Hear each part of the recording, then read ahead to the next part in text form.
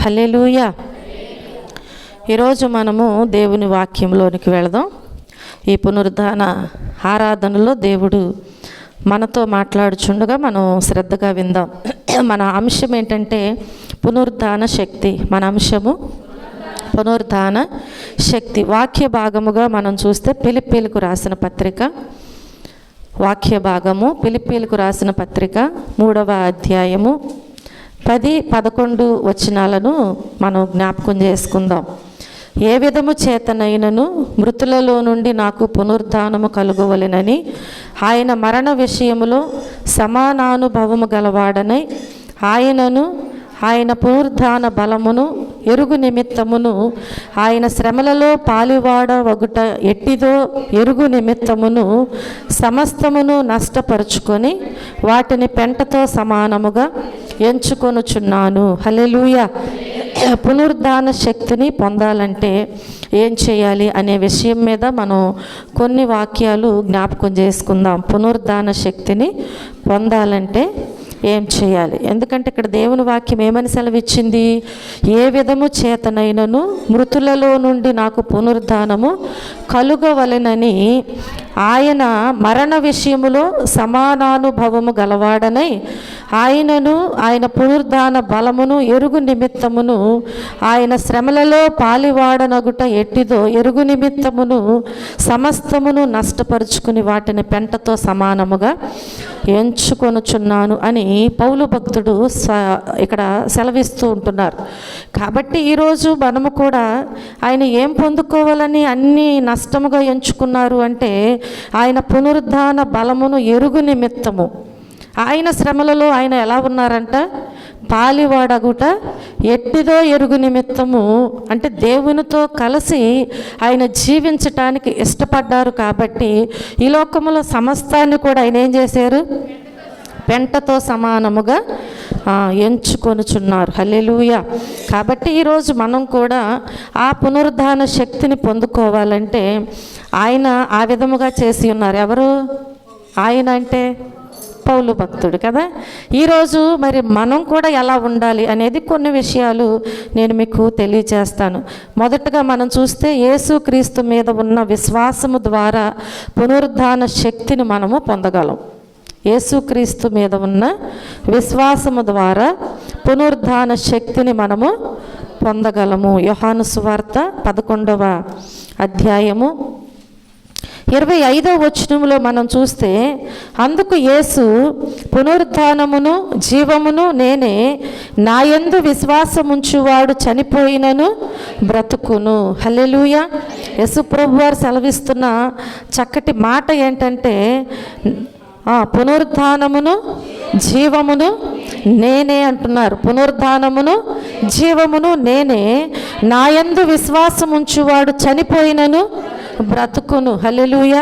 కాబట్టి పునరుద్ధానుడైన యేసునందు ఉన్న విశ్వాసము మనము పునరుద్ధాన శక్తి పొందినట్లుగా చేయును. అర్థమవుతుంది కదా. ఆయన మీద ఉన్నటువంటి ఎవరు? పునరుద్ధానుడైన యేసుక్రీస్తునందు ఉన్న విశ్వాసము మనం ఏం చేస్తుంది? ఆ పునరుద్ధాన శక్తిని పొందుకున్నట్లుగా చేస్తుంది. కాబట్టి మనం ఎలా ఉండాలంటే యేసుక్రీస్తు మీద మనము విశ్వాసము కలిగి ఆ పునరుద్ధాన శక్తిని పొందుకునే వారముగా ఉండాలి అని దేవుని వాక్యము మనకి సెలవిస్తూ ఉంటుంది. ఎవరితో యేసు ప్రభువారు ఈ మాటలు చెప్పారు అంటే ఈ వచనములో అక్కడ లాజరు చనిపోయినప్పుడు మరియా మార్త ఇద్దరూ కూడా కలవరం చెందుచున్నారు. ముందు వస్తే బ్రతికేవాడు కదా ప్రభువా, నువ్వు చనిపోయి సమాధి చేసిన తర్వాత వచ్చావు అని వారు చింతిస్తున్నారు. అంటే వారిలో ఒకరు బాధపడుచున్నారు, ఒకరికి విశ్వాసం ఉంది. కానీ ప్రభువు చెప్పవలసినటువంటి మాట అక్కడ వారికి తెలియచేశారు. విశ్వాసం ఉంచితే దేవుని యందు చనిపోయినా కానీ. హల్లెలూయా. చూడండి, అక్కడ వారందరి కన్నులు తెరవబడినట్లుగా దేవుని కార్యాన్ని అక్కడ జరిగించి ఉన్నట్లుగా మనం చూస్తూ ఉంటున్నాము. కనుక ప్రియమైన దేవుని బిడ్డలారా, ఈరోజు మనము దేవుని వాక్యములో మనము యేసుక్రీస్తు మీద ఉన్న విశ్వాసము ద్వారాగానే పునరుద్ధాన శక్తిని మనము పొందుకోగలము. రెండవదిగా మనం జ్ఞాపకం చేసుకుంటే మనసు నూతన పరచడం ద్వారాగా మనము పునరుద్ధాన శక్తిని పొందుకోగలము. దేనిని? మనస్సును మనం ఏం చేయాలి? నూతన పరుచుకోవాలి. రోమీలకు వ్రాసిన పత్రిక 12వ అధ్యాయము 2వ వచనంలో చూస్తే, మీరు ఈ లోక మర్యాదను అనుసరింపక ఉత్తమమును అనుకూలమును సంపూర్ణమునై ఉన్న దేవుని చిత్తమేదో పరీక్షించి తెలుసుకొనున్నట్లు మీ మనస్సు మారి నూతన మగుట వలన రూపాంతరము పొందుడి. హల్లెలూయా. ఏం చేయాలంట? మనము మనస్సు మారి నూతన మగుట వలన మనము రూపాంతరం పొందుతాం. ఈ లోక మర్యాదను అనుసరించవద్దు అని దేవుడు సెలవిస్తున్నారు. పౌలు భక్తుడు మాట్లాడుచున్నారు. ఒకవేళ మనము ఈ లోక మర్యాదలను అనుసరిస్తే ఏం పోగొట్టుకుంటాం? పునరుద్ధాన శక్తిని మనము పోగొట్టుకుంటాం. కాబట్టి ఇటువరకు పూర్వము మన పితరుల కాలంలో జరిగింది ఏదో జరిగిపోయింది. కానీ ఇకనైనా అజ్ఞాన కాలంలో ఉన్నట్లుగా మనం ఉండకుండా ఎలా ఉండాలి? మార్పు చెందాలి. ప్రతి విషయంలో కూడా మనం ఏం చేయాలి? మార్పు చెందాలి. ఇది కరెక్టు, ఇది కాదు అనే విషయాలు మనం అర్థం చేసుకునేటువంటి జ్ఞానము మన దేవుడు మనకు అనుగ్రహించారు.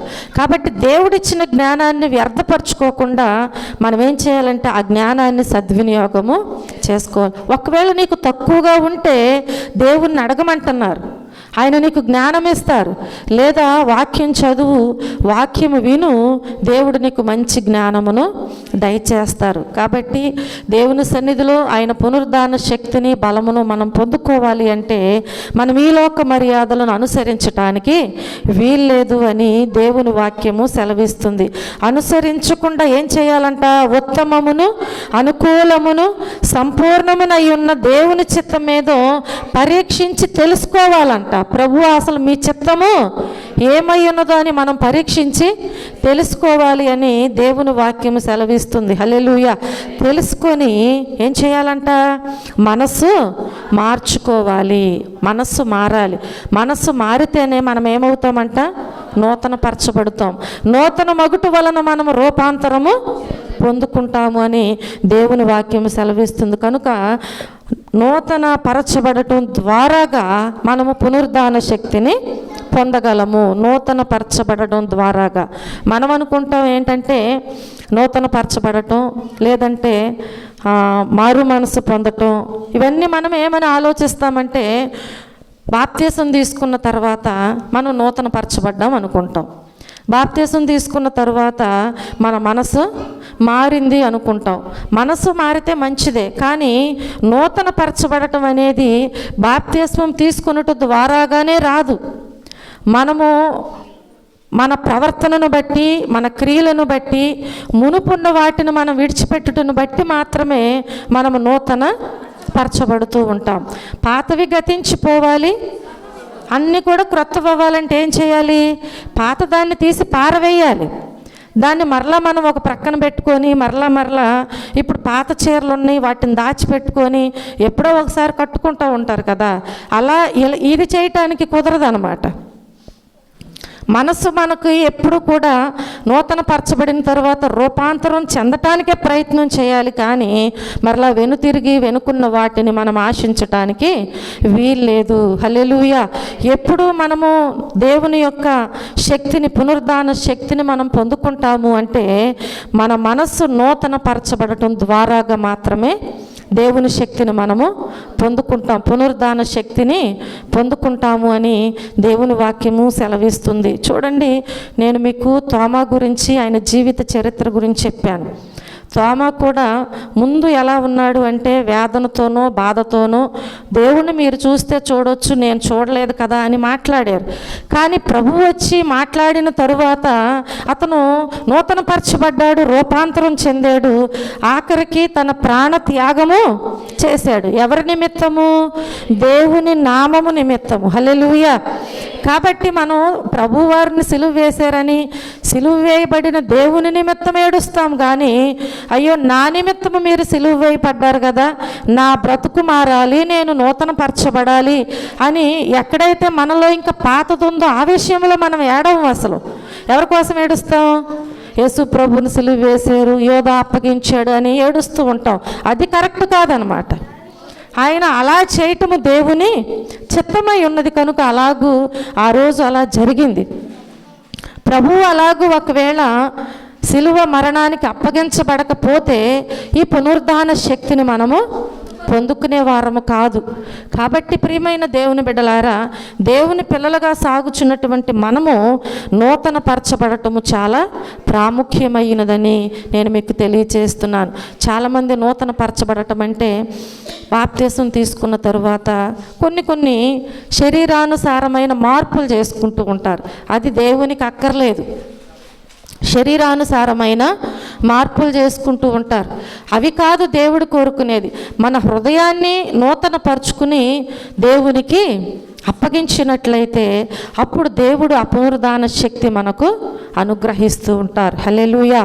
కాబట్టి మారు మనసు పొందిన తరువాత నూతనమైన జీవితం, నూతన మార్పులు మన జీవితంలో కలిగి ఉండుట ద్వారాగా పునరుద్ధాన శక్తిని మనము పొందుకుంటాము అని నేను మీకు తెలియజేస్తున్నాను. చూడండి, మూడవదిగా చూస్తే క్రీస్తుతో ఐక్యము కావడం వల్ల మనము పునరుద్ధాన శక్తిని పొందుకుంటాం. ఎవరితో? క్రీస్తుతో ఐక్యము కావడం ద్వారాగా పునరుద్ధాన శక్తిని పొందుకుంటాం. రోమీలకు రాసిన పత్రిక 6వ అధ్యాయము 5వ వచన భాగములో చూస్తే, మరియు ఆయన మరణము యొక్క సాదృశ్యమందు ఆయనతో ఐక్యము గలవారమైన ఎడల ఆయన పునరుద్ధానము యొక్క సాదృశ్యమందును ఆయనతో ఐక్యము గలవారమై యుందుము. హల్లెలూయా. ఎలా ఉంటామంట మనము? ఆయన మరణము యొక్క సాదృశ్యమందు ఆయనతో ఐక్యము గలవారమైన ఎడల క్రీస్తు శ్రమలలో పాలివారము అగటం ఎట్లాగో తెలుసుకుని ఆ శ్రమలలో మనం కూడా ఏమవ్వాలి? పాలివారం అవ్వాలి. పౌలు భక్తుడు అనేక మార్లు అనేక పర్యాయములు దేవుని వాక్యాల్లో రాశారు, తెలియచేశారు. కాబట్టి ఇప్పుడు మనం కూడా ఏం చేయాలంట? ఆయన మరణము యొక్క సాదృశ్యమందు ఆయనతో మనము ఐక్యపరచబడాలి. అంటే శ్రమ వచ్చినప్పుడేమో పక్కకి వెళ్ళిపోవటం, ఆశీర్వాదం వచ్చినప్పుడేమో దగ్గరకు రావటం కాదంట. శ్రమలోనైనా ఇంకా ఆశీర్వాదములోనైనా మనం ఏం చేయాలి? ఒకేలాగా ఉండాలి. హల్లెలూయా. కాబట్టి ఇప్పుడు దేవుని వాక్యం ఏమంటుంది? ఆయన శ్రమలలో మరణము యొక్క సాదృశ్యమందు మనం ఏం చేయాలంట? ఆయనతో కూడా ఐక్యమైపోవాలంట. ఐక్యము గలవారమైన ఎడల ఆయన పునరుద్ధానము యొక్క సాదృశ్యమందును ఆయనతో మనము ఐక్యపరచబడతాం. అప్పుడు ఐక్యముగా ఉన్నప్పుడు ఇప్పుడు తప్పకుండా మనము ఐక్యపరచబడతాం. చూడండి, వివాహం జరిగిన మొదట్లో ప్రేమగా ఉండి రాను రాను ద్వేషాలతో, కోపాలతో, గొడవలతో కదా, పొట్లాట్లతో ఉంటే అక్కడ వారికి ఐక్యత ఉంటుందా? ఉండదు. ఎప్పుడూ ఒకేలాగా ఉండాలి. కష్టం వచ్చినా, బలహీనతలు వచ్చినా, ఆర్థిక పరిస్థితులు వచ్చినా, ఏ పరిస్థితిలోనైనా కానీ ఏం చేయాలి? ఇద్దరు కలిసి ఉంటేనే ఒకరి బాధల్లో ఒకరు, ఒకరి కష్టాల్లో ఒకరు పాలు పంపులు పొందుతారు. అప్పుడు వారు కలిసి సంతోషంతో ముందుకి, అంటే వారికి భారం అనిపించదు, ఇంకా కష్టము వారికి బాధ అనిపించదు. కాబట్టి ప్రియమైన దేవుని బిడ్డలారా, దేవునితో కూడా మనము ఆయన మరణము విషయంలో ఐక్యము గలవారముగా ఉన్నట్లయితే ఆ పునరుద్ధానములో కూడా మనము ఐక్యపరచబడతాం. దేవుడే ఐక్యపరుస్తారు. అప్పుడు మనల్ని ఆయన విడిచిపెట్టే దేవుడు కానే కాదు అని నేను మీకు తెలియజేస్తున్నాను. ఆయనతో ఏకమవటం వల్ల పునరుద్ధాన శక్తిని మనం ఏమవుతాము? పొందుకుంటాము అని తెలియజేస్తున్నాను. చూడండి, యోహాను సువార్త 17వ అధ్యాయము 21, 22 వచనాలలో చూస్తే, తండ్రి నాయందు నీవును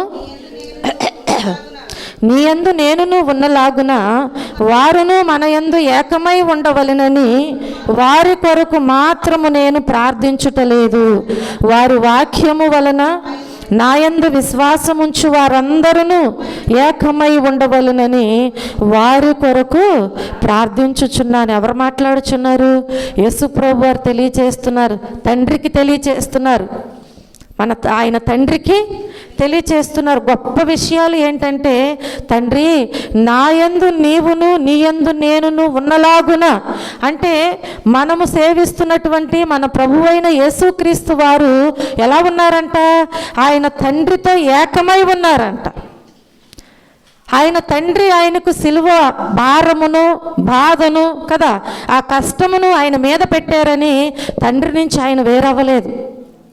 ఇదేంటి, నేను నిన్ను వెంబడిస్తున్నాను కదా, నేను నిన్ను నమ్ముకున్నాను కదా, నాకేం మేలు చేసేవంటల్లా, నేను నీకు కుమారుడినై ఉన్నాను కదా, నా పక్షాన ఉండకుండా ఇంత శ్రమ నాకు పెట్టేవేంటని అంటల్లా, నీ చిత్తమే సిద్ధించు ప్రభువా అంటున్నారు తండ్రి అని మాట్లాడుచున్నారు. హల్లెలూయా. కాబట్టి వారిద్దరూ ఎలా ఉన్నారంట, ఒకరి యందు ఒకరు ఏకమై ఉన్నారంట. కనుక ఇప్పుడు మన తండ్రి ఆయన యందు మనం కూడా ఏకమై ఉండాలని ఆయన ప్రార్థన చేస్తున్నారు, ఆశపడుచున్నారు.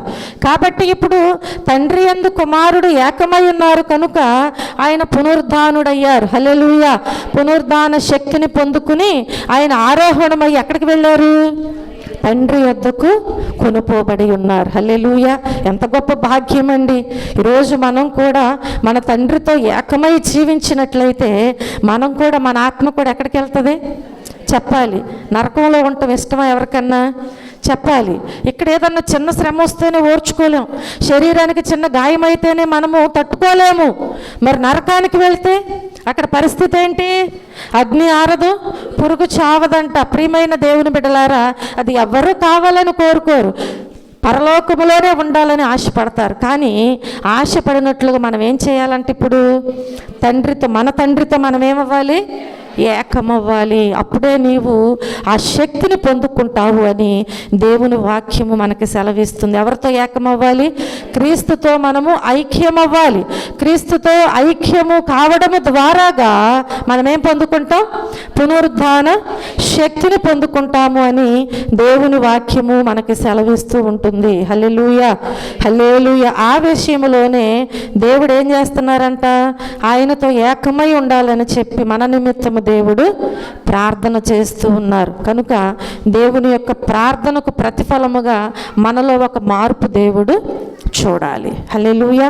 నాలుగవదిగా మనం చూస్తే పరిశుద్ధాత్మను పొందడం ద్వారాగా పునరుద్ధాన శక్తిని మనము పొందుకోగలుగుతాం. దేని ద్వారాగా, పరిశుద్ధాత్మను పొందడం ద్వారాగా పునరుద్ధాన శక్తిని మనము పొందుకోగలుగుతాం. రోమీలకు రాసిన పత్రిక 8వ అధ్యాయము 11వ వచనములో చూస్తే, మృతులలో నుండి యేసును లేపిన వాని ఆత్మ మీలో నివసించిన ఎడల, మృతులలో నుండి క్రీస్తు యేసును లేపిన వాడు చావునకు లోనైన మీ శరీరములను కూడా మీలో నివసించుచున్న తన ఆత్మ ద్వారా జీవింపచేయును. హల్లెలూయా, హల్లెలూయా. దేవుని వాక్యము మనతో స్పష్టంగా తెలియజేస్తుంది, మృతులలో నుండి యేసును లేపిన వాని ఆత్మ మీలో నివసించిన ఎడల, మృతులలో నుండి క్రీస్తు యేసును లేపిన వాడు చావునకు లోనైన మీ శరీరాలను కూడా ఏం చేస్తాడంట, నశించిపోకుండా తన ఆత్మ ద్వారా జీవింపచేయును.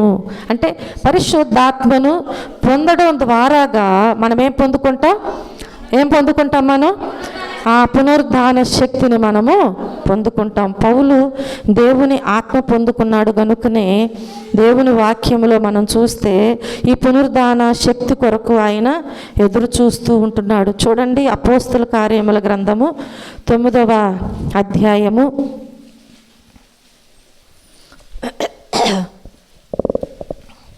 17వ వచనంలో చూస్తే, అననీయ వెళ్ళి ఆ ఇంట ప్రవేశించి అతని మీద చేతులుంచి, సౌలా, సహోదరుడా, నీవు వచ్చిన మార్గములో నీకు కనబడిన ప్రభువైన యేసు నీవు దృష్టి పొంది పరిశుద్ధాత్మతో నింపబడినట్లు నన్ను పంపియున్నాడని చెప్పెను. హల్లెలూయా. అననీయ అక్కడ తెలియజేస్తున్నారు, పౌలు దేవుని ఆత్మను పొందుకున్నాడు. ఏమని తెలియజేశారు ఇక్కడ, నీవు దృష్టి పొంది పరిశుద్ధాత్మతో నింపబడినట్లు నన్ను పంపియున్నాడు, ప్రార్థన చేయమని. హల్లెలూయా. ఇప్పుడు పౌలు భక్తుడు ఏం పొందుకున్నాడండి చెప్పాలి, పరిశుద్ధాత్మను పొందుకున్నాడు. కాబట్టి ఈ పునరుద్ధాన శక్తి కొరకు ఇప్పుడు ఆయన ఏం చేస్తున్నాడు, ఎదురు చూస్తూ మనలను ఆత్మ పొందమని తన సువార్తలలో తెలియజేస్తూ ఉంటున్నారు. హల్లెలూయా. నేను పొందుకున్నాను కాబట్టి మీరు కూడా పొందుకోవాలని తెలియజేస్తున్నారు. చూడండి, ఆ అపోస్తల కార్యముల్లోనే 13వ అధ్యాయము 13వ అధ్యాయము 2, 3, 4 వచనాల్లో చూస్తే, వారు ప్రభువును సేవించుచు ఉపవాసము చేయుచుండగా పరిశుద్ధాత్మ, నేను బర్నబాను సౌలును పిలిచిన పని కొరకు వారిని నాకు ప్రత్యేకపరచుడని వారితో చెప్పాను. అంతటా వారు ఉపవాసముండి ప్రార్థన చేసి వారి మీద చేతులుంచి వారిని పంపిరి. కాబట్టి వీరు పరిశుద్ధాత్మ చేత పంపబడిన వారై సెలూకయకు వచ్చి అక్కడ నుండి వాడ ఎక్కి కొప్రాకు వెళ్ళిరి. ఇప్పుడు వీళ్ళు ఏం పొందుకున్నారంట? దేవుని యొక్క పరిచర్య చేయటానికి పరిశుద్ధాత్మ శక్తిని వారు పొందుకుని వెళ్ళినట్లుగా దేవుని వాక్యములో మనం చూస్తున్నాం. హల్లెలూయా. రక్షించబడినటువంటి ప్రతి ఒక్కరూ కూడా ఏం పొందుకోవాలి? చెప్పాలి, ఏం పొందుకోవాలి? పరిశుద్ధాత్మ శక్తిని పొందుకోవాలి. పరిశుద్ధాత్మ శక్తిని పొందుకోవాలి. ఎప్పుడు వస్తుంది అంటే, ఎప్పుడైతే నీవు పరిశుద్ధాత్మను పొందాలని ఆశపడతావో అప్పుడు నీవు దేవునితో ఏకమవుతావు. ఎప్పుడైతే దేవునితో ఏకమయ్యి సహవాసం చేస్తావో తప్పకుండా ఇక్కడ వీరికి వచ్చినట్లుగా మనకు కూడా పరిశుద్ధాత్మ శక్తి వస్తుంది. పునరుద్ధాన శక్తిని మనము ఆ రీతిగా పొందుకోగలుగుతాం. 5వదిగా చూస్తే, క్రీస్తు పునరుద్ధానమును ఎరుగుట ద్వారా పరిశుద్ధాత్మ శక్తిని మనము పొందగలము. ఫిలిప్పీలకు రాసిన పత్రిక 3వ అధ్యాయము 10వ వచనములో మనం చూసినట్లయితే, 3వ అధ్యాయము 10వ వచనములో 10, 11, ఏ విధము చేతనైనను మృతులలో నుండి నాకు పునరుద్ధానము కలుగవలెనని ఆయన మరణ విషయములో సమానానుభవము గలవాడని ఆయనను ఆయన పునరుద్ధాన బలమును ఎరుగు నిమిత్తమును ఆయన శ్రమలలో పాలువాడనగుట ఎట్టిదో ఎరుగు నిమిత్తమును సమస్తమును నష్టపరుచుకొని వాటిని పెంటతో సమానముగా ఎంచుకొనుచున్నాను. హల్లెలూయా. ఏమని సెలవిస్తున్నారు? క్రీస్తు పునరుద్ధానము ఎరుగుట ద్వారాగా ఇక్కడ పరిశుద్ధాత్మ శక్తిని పొందుకున్నాము అని సెలవిస్తున్నారు. కాబట్టే ఇప్పుడు నేను ఈ లోకములో సమస్తాన్ని నష్టపరుచుకున్నాను. హల్లెలూయా, హల్లెలూయా. అందుకే దేవుడు శిష్యులతో మాట్లాడతారు, ఒక మాట సెలవిస్తారు. ఆయనను వెంబడించాలి, ఆయన కాడిని మోయాలి అంటే దేవుడు ఏమని సెలవిచ్చారు? ఈ లోకములో తల్లిదండ్రులనైనను, ఇంకా అక్క చెల్లెండ్రనైనను, అన్నదమ్ములనైనను ఏం చేయాలంట? విడిచిపెట్టేయాలంట. ఈ లోకములో నీకు అతి ప్రీతికరమైనది ఏదైనా సరే, వారు ఎవరైనా సరే, దేవుని కంటే ఎక్కువగా వారిని నీవు ప్రేమించటానికి మొదటి ప్రాధాన్యత నీవు దేవునికి ఇచ్చి దేవుని పనిలో సాగిపోవచ్చు. దేవుని యొక్క పునరుద్ధాన శక్తిని పొందుకుని ఆ తరువాత నీవు దేవుణ్ణి అడిగినట్లయితే తప్పకుండా నీకు ఏది కావాలో అది అనుగ్రహిస్తూ ఉంటారు. నీ కుటుంబానికి కావలసిన ప్రతి ఈవుని దేవుడు నీకు ఇస్తూ ఉంటారు. అంతేకాని మనం ప్రతిసారి ప్రార్థన చేసినప్పుడల్లా కూడా మనం దేనికోసం చేస్తామంటే, అయ్యా నా పిల్లలను దీవించు, నన్ను దీవించు, ఆశీర్వదించు కదా. ఇప్పుడు 10th క్లాస్ అయిపోయింది కాబట్టి ఇంటర్లో తోడుగా ఉండు, ఇంటర్ అయిపోయింది కాబట్టి డిగ్రీలో తోడుగా ఉండు అంటే మన ప్రార్థన రొటీన్గా ఏమవుతుంది? మన కోసం, మన పిల్లల కోసమే చేసుకుంటున్నాం. కానీ అసలు మన ఆత్మ అనేది ఒకటి ఉంది కదా. ఆ ఆత్మ బలంగా ఉందా, బలహీనంగా ఉందా? అసలు దేవునిలో నేను ఎదుగుచున్నానా లేదా? దేవునితో నేను అసలు ఏకమై ఉన్నానా లేదా? ఏకమై ఉండకుండా దూరపరచడానికి ఏది నన్ను ఆటంకపరుస్తుంది అనే పరిశీలన, ప్రార్థన, పశ్చాత్తాపం అనేది అసలు మనకు రాదు. ఎంతసేపు మనం ఏం చేస్తామంటే మన బలహీనతల కోసము, మనకు ఆశీర్వాదాల కోసం మాత్రమే దేవుని దగ్గర మనం ప్రార్థన చేస్తూ ఉంటాం. మొదట నీవు ఆయన నీతిని, ఆయన రాజ్యాన్ని వెతుకు, అప్పుడు అవన్నీ కూడా దేవుడు నీకు తప్పకుండా ఇస్తారు. హల్లెలూయా. ఎందుకంటే ఆయన ఐశ్వర్యములో నుంచి మన ప్రతి అవసరత ఆయన తీరుస్తారు. అన్నీ నావే అంటున్నాడు దేవుడు, అన్నీ నావే అంటున్నారు కనుక నీకు ఏది కావాలో అది ఆయనకు తెలుసు, ఆయన నీకు ఇస్తారు. మొదట నువ్వేం చేయాలి? దేవుని విషయంలో నీవు బలపరచబడాలి, నూతనపరచబడాలి, ఐక్యపరచబడాలి. హల్లెలూయా. అలాగే మారు మనసు కలిగినటువంటి జీవితము నీవు జీవించాలి. అప్పుడే పునరుద్ధాన శక్తిని నీవు పొందుకోగలుగుతావు. 6వదిగా చూస్తే క్రీస్తు శ్రమలను అనుభవించుట ద్వారా పునరుద్ధాన శక్తిని పొందగలము. ఫిలిప్పీయులకు రాసిన పత్రిక 3వ అధ్యాయము. క్రీస్తు శ్రమలను అనుభవించుట ద్వారా, ఇప్పుడు చదువుకున్నాం కదా మనం 10-11 వచనాలలో ఏమైనా వ్రాయబడి ఉంది. అక్కడ ఆయన పునరుద్ధాన బలమును ఎరుగు నిమిత్తము ఆయన శ్రమలలో పాలువాడనగుట ఎట్టిదో ఎరుగు నిమిత్తము సమస్తమును నష్టపరుచుకున్నానంటున్నారు. అంటే క్రీస్తు శ్రమలను అనుభవించుట ద్వారాగా కూడా ఏం కలుగుతుందంట? పునరుద్ధాన శక్తిని మనము పొందుకోగలమని దేవుని వాక్యము మనకి తెలియచేస్తుంది. కాబట్టి ఈ లోకములో యేసు ప్రభు శిష్యులు కానీ, లేక పౌలు కానీ, లేక ఆదిమ సంఘములో ఉన్న మొదట క్రైస్తవులు అనబడిన వారు కానీ అనుభవించినటువంటి శ్రమలు ప్రస్తుతం మనం అనుభవించవలసిన శ్రమలే పునరుద్ధాన శక్తిని మనకు అనుగ్రహిస్తాయి. ప్రభువు ఏర్పాటు చేసుకున్నటువంటి శిష్యులు వారి శ్రమలలో ఎవరిని వెతుక్కున్నారు అంటే క్రీస్తును మాత్రమే వారు చూశారు. ఆయన పొందిన శ్రమలలో నేనే మాత్రము పొందుచున్నాను అనుకున్నారు. నా శ్రమలు ఏ పాటివి అనుకున్నారు. చూడండి, మనం చాలాసార్లు ప్రార్థన చేసేటప్పుడు యోబుకు వచ్చిన శ్రమలు నాకు వచ్చినాయి అంటాం. యోబుకు వచ్చిన శ్రమలు వస్తే అసలు ఈ భూమి మీద మనం బ్రతకగలమా? బ్రతకలేము. ఒక్క దినమందే ఎన్నో శ్రమలు. 4 దిక్కుల నుంచి తలోక వారు వచ్చి ఏం చేస్తున్నారు? ఇలా జరిగింది అని చెప్తున్నారు. ఎక్కడ కృంగిపోలా. దేవుణ్ణి స్తుతిస్తూ ప్రభువా నీవే ఇచ్చావు, నీవే తీసుకున్నావయ్యా అని ప్రార్థన చేశారు. కానీ పునరుద్ధాన శక్తిని వెతుక్కున్నారు. కానీ ఎవ్వరు కూడా, ఆ శిష్యులు అనేకమైనటువంటి మరణాపాయములు వారికి వచ్చినాయి. వారు సహజ మరణాలు పొందలేదు. చాలామంది ఏం చేశారంటే దేవుని నిమిత్తము, ఆయన నామము నిమిత్తము వారిని చంపి ఉన్నారు, మరణించి ఉన్నారు. చూడండి, ఆ విషయంలో కూడా దేవుని శ్రమను వెతికారు కానీ వారికున్న శ్రమలు వారు వెతకలేదు. కనుక ఈరోజు మనకున్నటువంటి శ్రమలు ఎన్నతగినవి. గృహం లేదంటే శ్రమ అనుకోవద్దు. గృహం లేదంటే శ్రమ అనుకోవద్దు. తగిన కాలమందు దేవుడు నీకు సహాయము చేస్తాడు. వివాహం కాలేదంటే, పిల్లలు లేరంటే, లేదంటే మనకు తినటానికి, ఉండటానికి, కట్టుకోవటానికి మనం అనుకున్న రీతిలో మనకు లేవన్నా కదా, మన పిల్లలు ఆశీర్వదించబడతలేదన్నా, ఏ విషయంలో కూడా మనము చింతించటానికి వీల్లేదు. మనం ఏం చేయాలి? నాకు వచ్చిన శ్రమ ఏ పాటిది? నా తండ్రి నా నిమిత్తము ఎన్నో శ్రమలు అనుభవించారు కదా, ఆ శ్రమలలో నా శ్రమ ఏ పాటిది? ఏదైనా ఒకవేళ మరణకరమైన రోగము వచ్చినా కానీ అది మనల్ని మరణింపచేస్తుందనేటువంటి బాధ మనకు ఉండటానికి వీల్లేదు. మీ చిత్తములో నేను ఈ భూమి మీద ఎంతవరకు బ్రతకాలో అంతవరకు బ్రతికించయ్యా, కానీ నేను నీ యొద్దకు చేర్చబడటానికి నాకు పునరుద్ధాన శక్తిని దయచే ప్రభు. అక్కడ కూడా మనం ఏం ఎదగాలి? మరణాపాయంలో కూడా పునరుద్ధాన శక్తినే వెతకాలి. ఎందుకంటే నువ్వు దేవుని నమ్మావు. చాలామంది దేనికోసం తీసుకుంటారంటే బాప్తీసాలు, ఉద్యోగం కోసమో, పిల్లల కోసమో కదా, గృహం లేదనో, లేదంటే ఇంకా వేరే వేరే విషయాలతోనో బాప్తీసాలు తీసుకుంటారు. అంటే నీ మనసు మారి దేవునికి సమర్పించలేనటువంటి బాప్తీసాలు చాలామంది ఉంటారు.